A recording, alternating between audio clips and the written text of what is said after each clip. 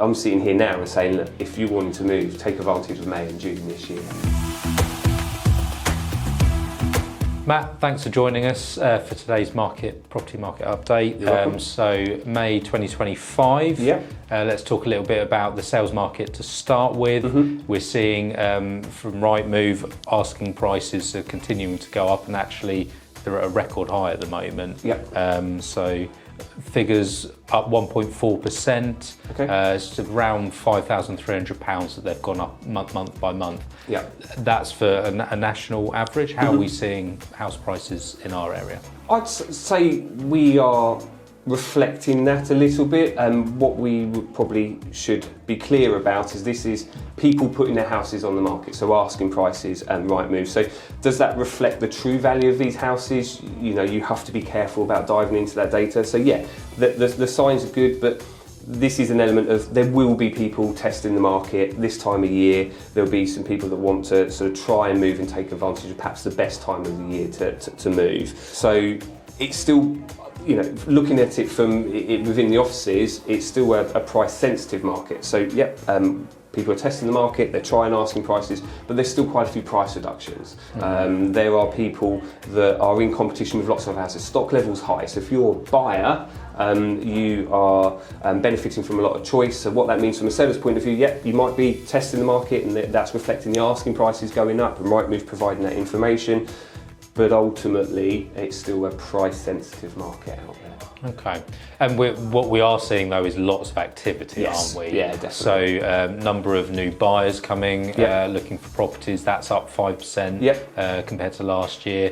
Number of new sellers as well is also up, not quite as much, 4% up. But what we are seeing is, as we kind of expect seasonally, this boom in activity. This time of year is really important to us as agents, and we are seeing what we predicted and expected. Funnily enough, we did actually see a slightly slower Easter period, and what I'd say is not just the Easter weekend. I sort of wrap that up over the sort of the Easter school holidays, but I think that is a big factor. We had great weather here, and that when other people have other things to concentrate on, you know, childcare, going away, the good weather and everything like that. So Easter itself was a bit quieter.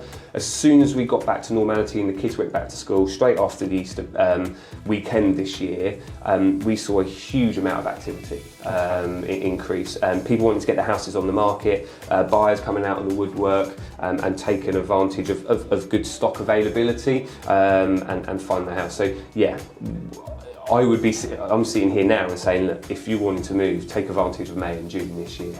Because May and June we are seeing, we're thinking those are going to be some really big months. Yeah, definitely so. And we're hearing about mortgage rates coming down, so I think now all of the main lenders have a product that's below 4%. Obviously, loan to value is going to come into that as to whether you can access that.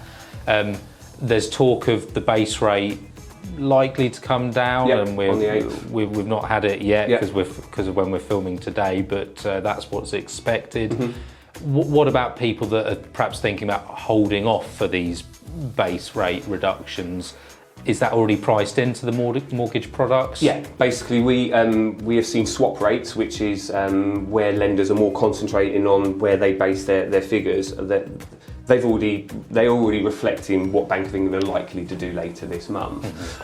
So that's why you're seeing these percentages already below 4%. You know, they are their highlight offering from these lenders. You've got to have you know, a great amount of deposit. Affordability factors are a bit tighter with these ones, but certainly that sort of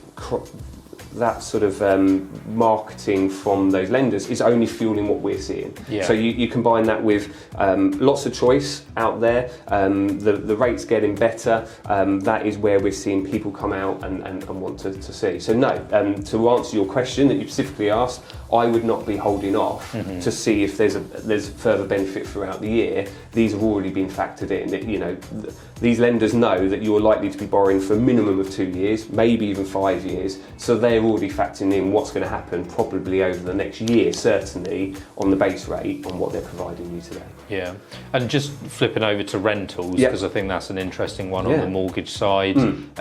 We're seeing kind of criteria being relaxed a little bit? Affordability is a bit so easier? affordability checks that they do on a rental side of thing of lending. So if you're looking to get a buy to let, our mortgage advisors are telling us that the affordability checks are relaxing, and that is because ultimately other criteria they look at. So they're looking at the rents that you're achieving on your property has to hit a certain criteria before they'll lend a certain amount of money. With that relaxing, that's making that buy-to-let sector more appealing again. It's giving you better return if you're getting a mortgage on your monthly rents, and so again, that is fueling what we're seeing. Some more investors coming out and looking to that side. And I guess combining that with we are still seeing rents. Yep, rents still going up, and again, that's something that the team here on our rental side of things are very good at, is obviously monitoring those rents, and so we're constantly seeing that progressive increase in rental values. Great.